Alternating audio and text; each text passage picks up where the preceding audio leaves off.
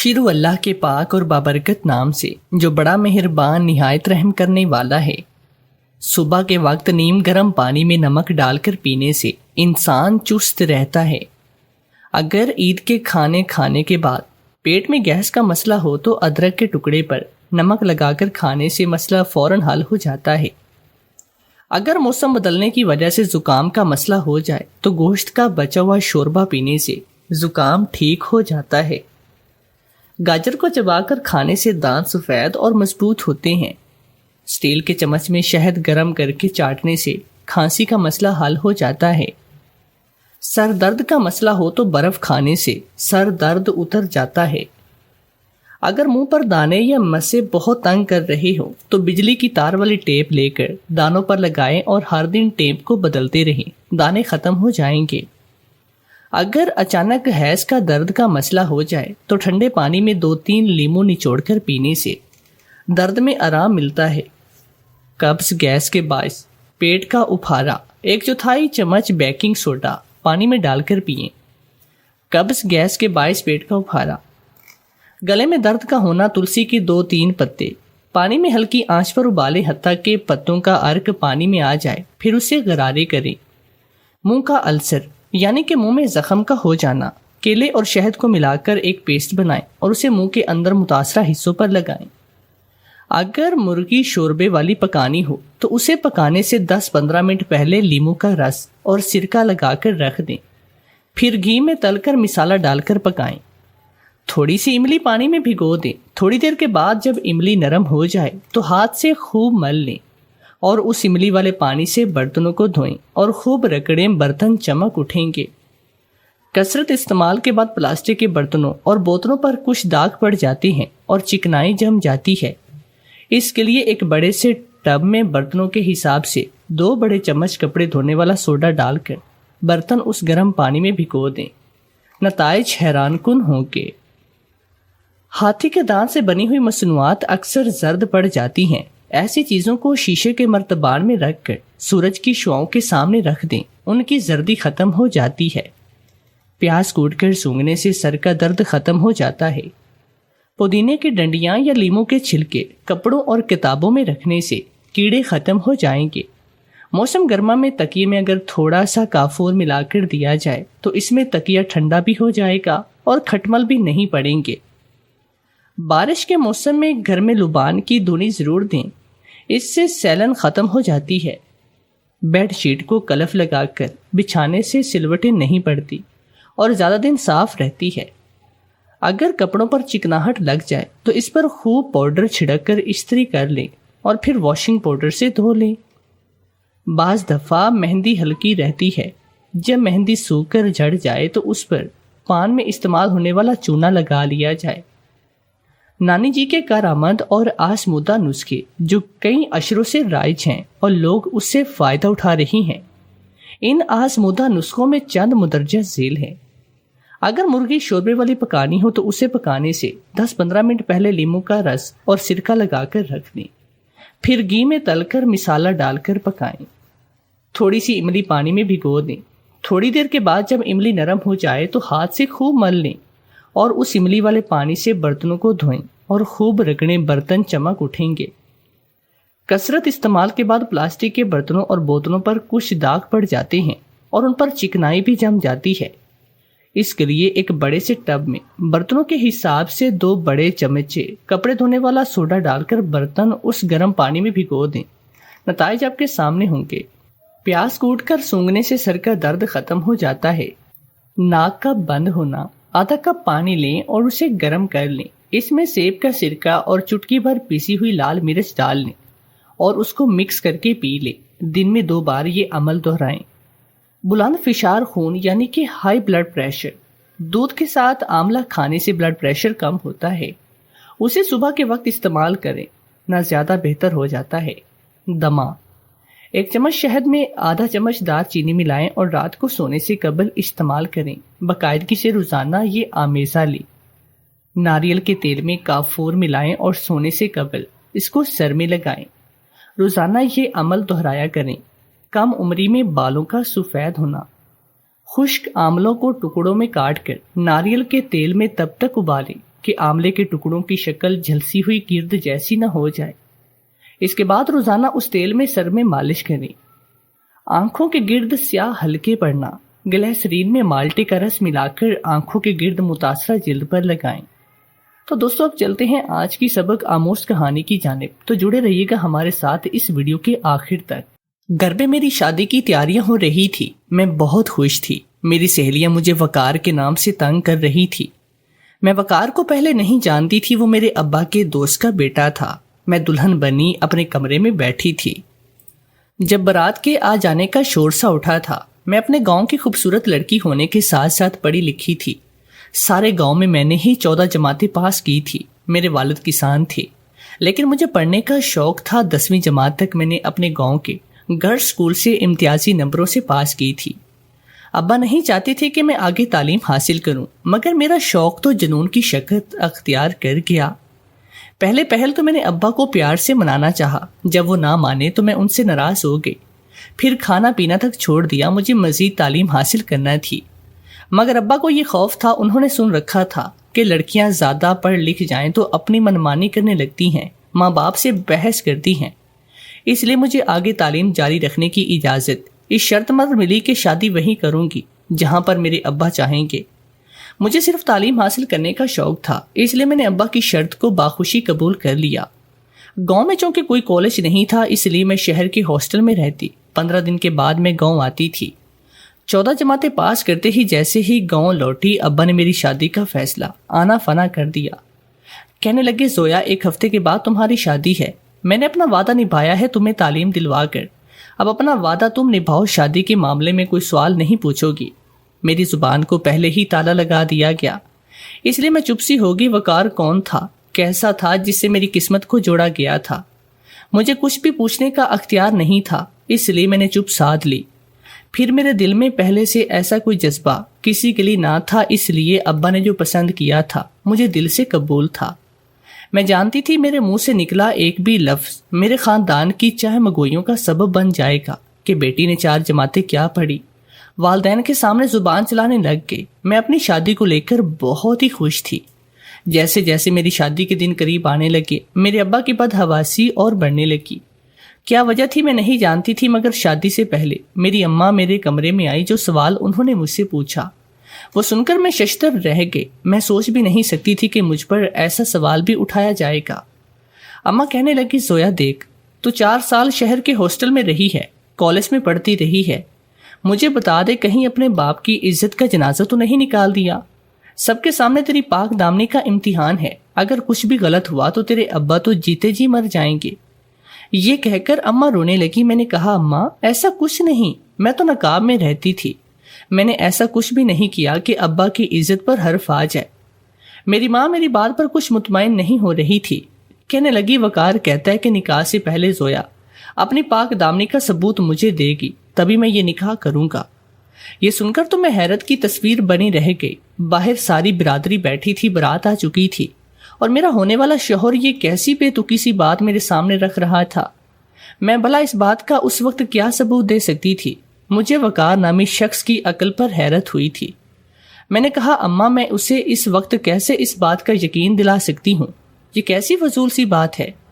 وہ کہنے لگی، وہ کہتا ہے کہ شہر میں ہاسٹل میں رہ کر پڑھنے والی لڑکیاں بد کردار ہوتی ہیں، اس لیے میں نکاح تبھی کروں گا جب زویا پاک حجرے میں 10 راتیں گزارے۔ اگر یہ بد کردار ہوئی صحیح سلامت کمرے سے باہر آئے گی، ورنہ یہ اس پاک حجرے سے غائب ہو جائے گی، کیونکہ وہ حجرہ جنگل میں ہے اور وہاں نیک بزرگوں نے بہت ہی عبادت کی ہے۔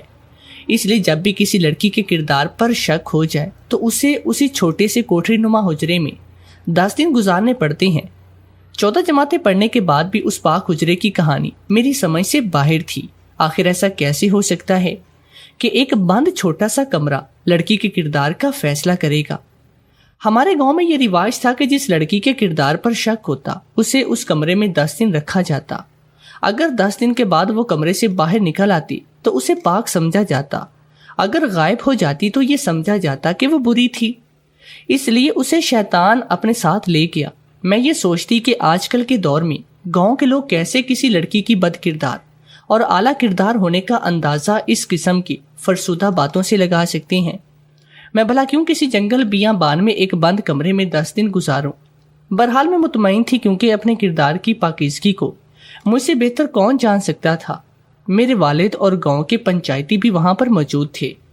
میں نے کہا مجھے ایسی کوئی بھی بات منظور نہیں۔ میری بات سن کر میری ہونے والی ساس بھڑک اٹھی، کہنے لگی اس کا مطلب ہے اس لڑکی کے دل میں چور ہے، تبھی یہ اس بات سے انکار کر رہی ہے۔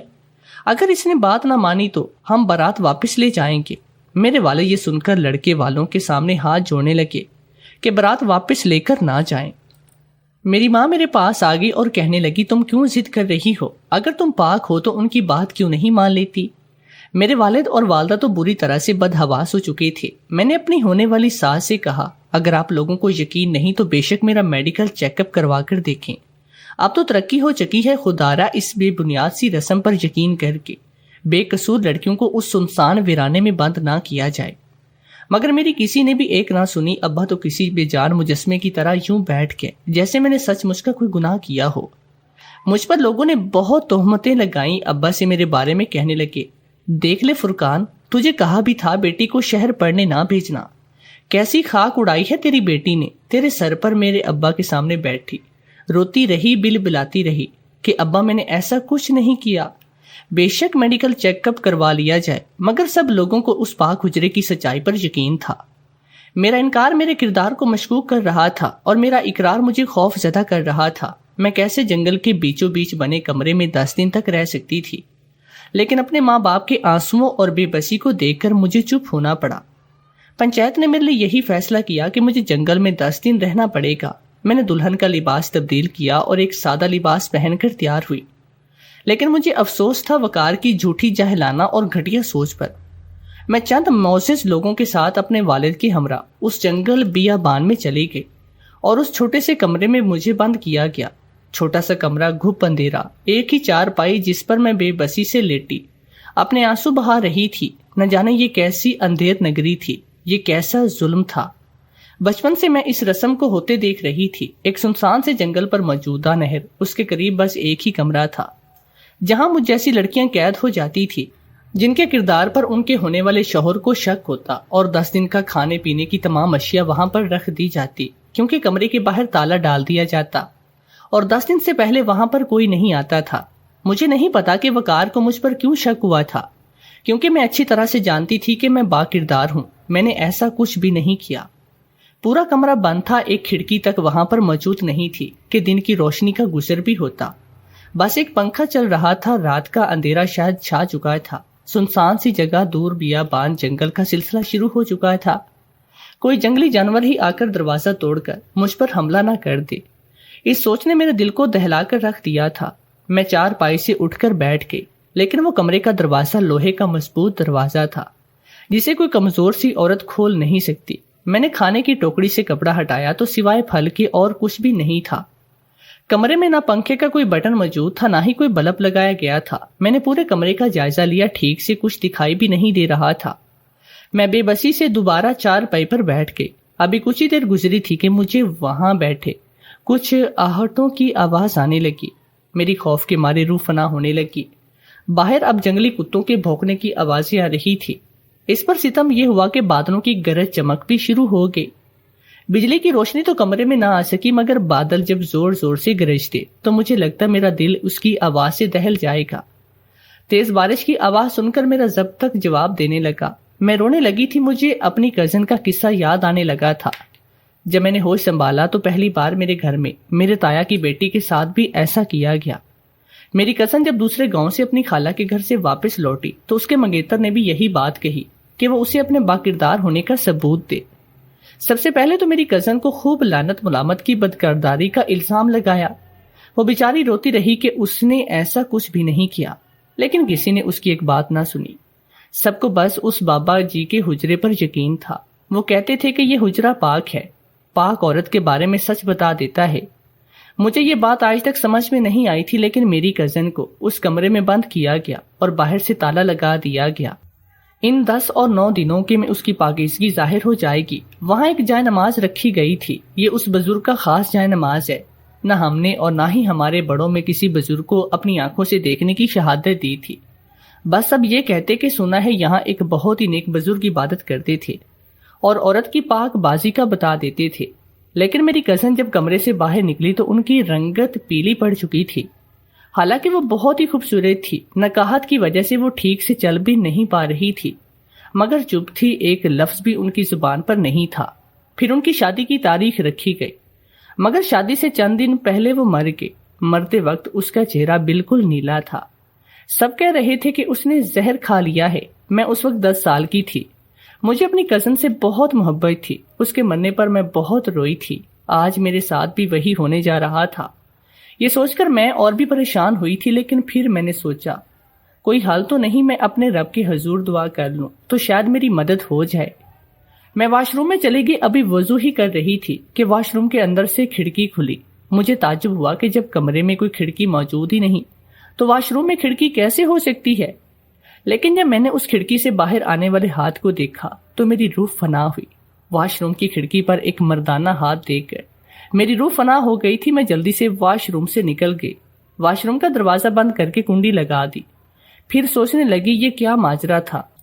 ایک سنسان بیابان جگہ پر ایک واحد کمرہ ہی تھا، آگے پیچھے بھی کوئی نہیں تھا۔ پھر جب کمرے میں کوئی کھڑکی بھی موجود نہ تھی، بظاہر دیکھنے پر واش روم میں کوئی بھی کھڑکی نظر نہیں آتی تھی، پھر یہ کھڑکی کہاں سے آ گئی اور ایک مردانہ ہاتھ کہاں سے آ گیا؟ کچھ ہی دیر میں جب واش روم کے اندر کے دروازے پر دستک ہوئی تو میرا کلیجہ یوں تھا کہ پھٹ جائے گا۔ میں اس قدر خوف زدہ تھی جیسے خوف کے مارے ہی مر جاؤں گی۔ واش روم کا دروازہ بھی لوہے کا تھا، بہت زور سے دھڑ دھڑایا تھا، مگر میں خوف کے مارے ایک کونے میں چھپ کر بیٹھ گئی۔ دروازہ نہ کھولا، مجھے کسی کی آواز نہ سنائی دی، بس دروازہ ہی کھٹکھٹاتا رہا۔ پھر کچھ دیر کے بعد خاموشی ہو گئی۔ مجھے خوف کے مارے ڈر لگ رہا تھا کہ میں کہیں مر ہی نہ جاؤں۔ کون تھا وہ؟ آخر وہ کیا چیز تھی جس کے ہاتھ پر بے تحاشا کالے بال تھے؟ ایک بن مانس کا سوچ کر تو میری جان نکلنے لگی۔ میں جنگل کے ایک کمرے میں تھی۔ یہاں خطرناک جانوروں کا ہونا کوئی انوکھی بات تو نہ تھی، لیکن نیند بھی ایک ایسی نعمت ہے کہ ہر حال میں آ ہی جاتی ہے۔ نہ جانے روتے روتے کب میری آنکھ لگ گئی۔ صبح اٹھ کر جب مجھے رات کا خیال آیا تو مجھے پھر سے ڈر لگنے لگا۔ پورا دن میں نے خوف کی حالت میں گزارا تھا۔ بھوک سے جب میں بحال ہونے لگی، جب میں وضو کے لیے واش روم میں گئی تو یہ دیکھ کر میری آنکھیں حیرت سے پھٹی کی پھٹی رہ گئی کہ وہاں کوئی روشن دان بھی نہیں تھا، بس دیوار ہی تھی۔ میں اس قدر گھبرائی ہوئی تھی کہ جلدی سے وضو کر کے واپس کمرے میں آ گئی۔ نماز کے بعد میری بھوک شدت پکڑ چکی تھی تو میں نے کمرے میں موجود پھل کھانے شروع کر دیے۔ رات کو پھر سے دروازہ بجنے لگا تو میری حیرت کی انتہا نہ رہی۔ یہ کیسا ماجرا تھا؟ یہ کون تھا جو رات کے میرے واش روم میں آ کر کمرے کا دروازہ بجانے لگتا تھا کہ جیسے توڑ ہی دے گا، لیکن وہ لوہے کا دروازہ تھا۔ میں نے دروازہ نہیں کھولا۔ یہ دوسری رات تھی کہ دروازہ آدھی رات کو ہی کھٹکتا تھا۔ پورا دن وہاں سے کوئی آواز نہ آتی تھی۔ اسے اگلی صبح میں سوچ چکی تھی کہ واش روم کا اچھے سے جائزہ لوں گی۔ میں نے دن میں واش روم کا جائزہ لیا جہاں سے کھڑکی کھلی تھی۔ وہ دن میں دیکھنے میں دیوار جیسی تھی۔ جب میں نے ہاتھ پھیرا تو وہ صاف دیکھنے میں دیوار جیسی تھی، مگر وہ جگہ لکڑی کی بنی ہوئی تھی۔ میں نے اسے باہر کی جانب دھکیلنا شروع کیا۔ کوئی زور لگانے پر وہ کھڑکی کھل گئی۔ میں نے باہر جھانک کر دیکھا تو ایک پتلی سی بند گلی تھی جس کی چھت بند تھی اور وہ گلی میں اندھیرا ہی تھا۔ مجھے خوف محسوس ہونے لگا تھا، مگر میں اس کھڑکی کے ذریعے اس گلی میں اتر گئی۔ مجھے امید سی ہوئی تھی کہ شاید میں یہاں سے نکل سکوں۔ وہ گلی اتنی تنگ تھی کہ صرف 2 افراد بمشکل ہی گزر سکتے تھے۔ میں ڈرتے ڈرتے آگے بڑھنے لگی۔ جیسے جیسے میں آگے بڑھ رہی تھی اس گلی میں روشنی سی ہونے لگی تھی۔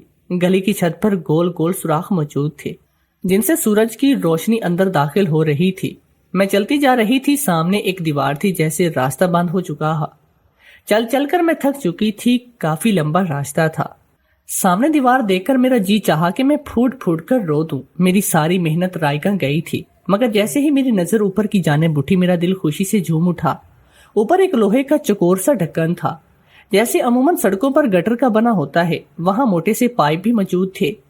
میں پائپ کے اوپر چڑھ کر کھڑی ہو گئی۔ وہ لوہے کا ڈھکن باہر کی جانب دھکیلا۔ جب میں باہر نکلی تو سامنے جو شخص نظر آیا اسے دیکھ کر میں دنگ ہی رہ گئی، کیونکہ وہ تو ہمارے گاؤں کا چودھری تھا۔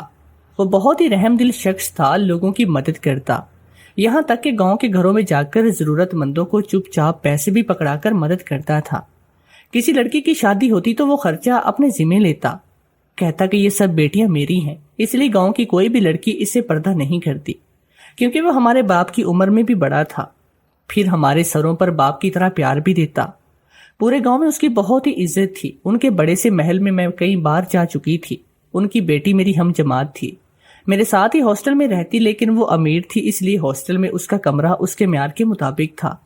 میں غریب کسان کی بیٹی تھی اس لیے ایک چھوٹے سے مناسب کمرے میں رہتی، مگر اس لڑکی میں غرور نام نہیں تھا۔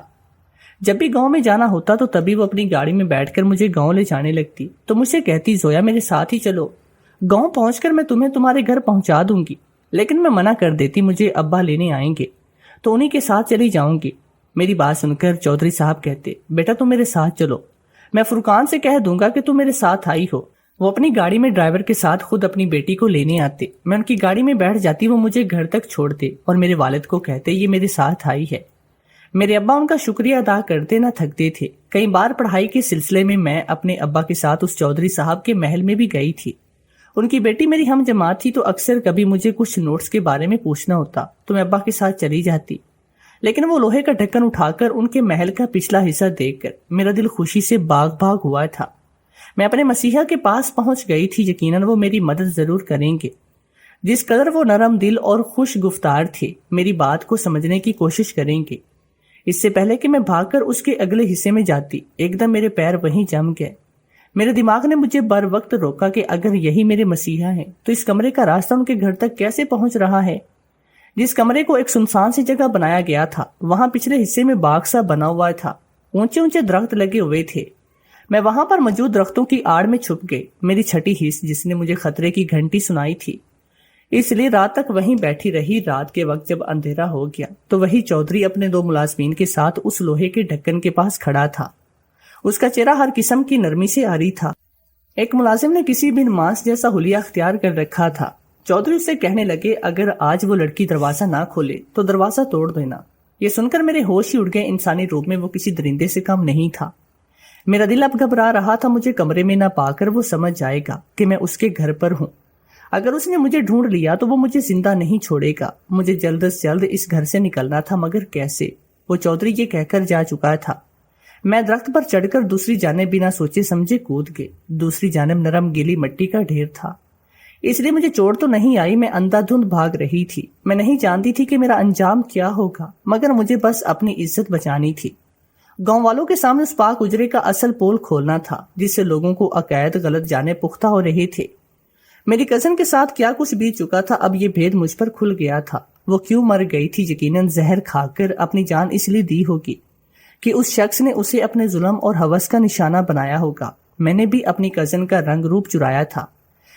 میں بے حد خوبصورت تھی۔ میرے دل میں اس چودھری کا بہت ہی احترام تھا، باپ جیسا احترام کرتی تھی، اس لیے اس کی غلیظ ارادوں کی بھنک بھی مجھ پر نہ پڑ سکی۔ یہ سارا کھیل اس چودھری کا رچا رچایا تھا، کیونکہ وقار اسی چودھری کے پاس ملازمت کرتا، اسی کی زمینوں میں ہل چلاتا، اس لیے اس پہ شک اسی چودھری نے اس کے دماغ میں ڈالا ہوگا۔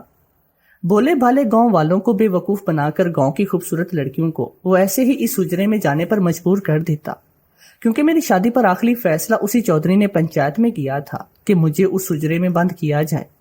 یہ شخص دن میں گاؤں کے لوگوں کے سامنے ان کا ہمدرد بن کر ان کے گھروں میں جاتا تاکہ ان کی لڑکیوں کو دیکھ سکے، ان میں سے جو اسے اچھی لگتی تھی اسے بدکاری کے شک میں کمرے میں بند کر کے اسے اپنے غلیظ ارادے پورے کر سکے۔ مجھے نہیں معلوم تھا کہ میں جس جانب بھاگ رہی ہوں اس کی منزل کیا ہے، وہ کہاں جا کر ختم ہوگا، لیکن میں بھاگ بھاگ کر ہانپنے لگی تھی۔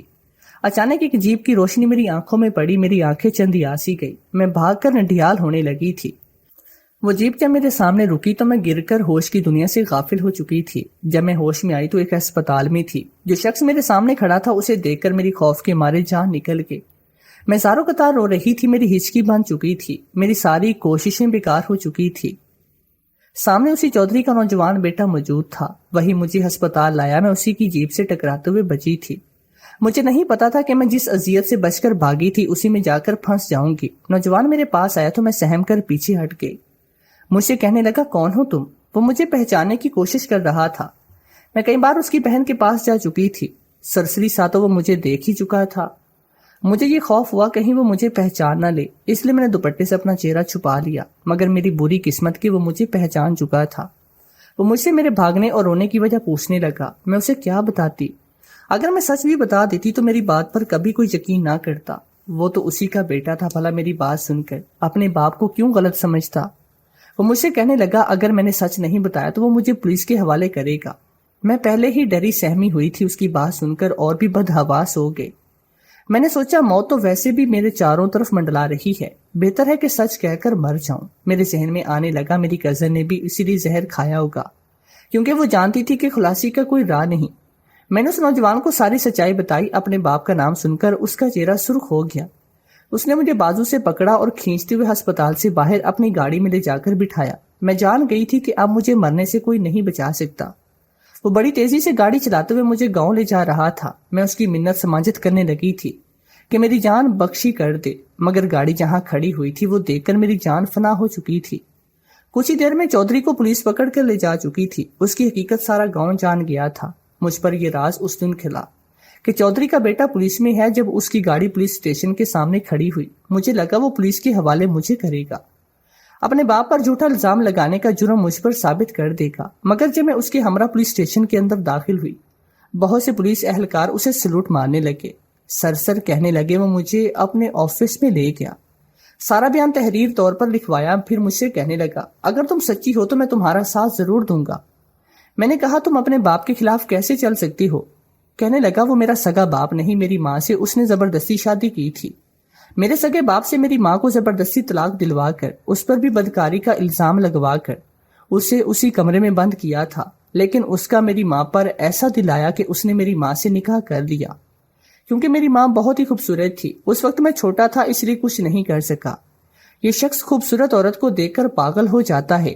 میں پہلے ہی ایسے کسی موقع کی تلاش میں تھا کہ میں اسے بے نقاب کر سکوں۔ کمرے کا راز بھی کھل چکا تھا، میں آزاد تھی، باعزت اپنے باپ کے گھر موجود تھی۔ میں نے ہمت نہیں ہاری، خود کو حالات کے حوالے نہیں کیا۔ اپنی عزت بچانے کی کوشش میں نے وہ سب کیا جو مجھ سے ہو چکا تھا، اس لیے اللہ نے میری ہر قدم پر حفاظت کی۔ میری وجہ سے آج ایک رسم ٹوٹی تھی۔ اب کسی لڑکی کے کردار پر الزام نہیں لگا سکتے تھے، نہ ہی اسے جنگل میں بیابان بند کر سکتے تھے۔ میں بہت خوش تھی، میرے ابا مجھ پر فخر کرنے لگے تھے، سر اٹھا کر چلنے لگے تھے، کہتے دیکھو میری زویا حجرے کی سچائی کو جان گئی۔ بہت سے لوگوں نے اپنی بیٹیوں کو تعلیم دلوانے کا فیصلہ مجھے دیکھ کر کر دیا۔ یہ میری خوش نصیبی تھی کہ میں نے وقار سے شادی سے انکار کیا، کیونکہ ایسے لوگ ہمیشہ بیوی پر شک ہی کرتے ہیں۔ میری شادی اسی پولیس والے سے ہو گئی جس نے میرا ساتھ دیا تھا۔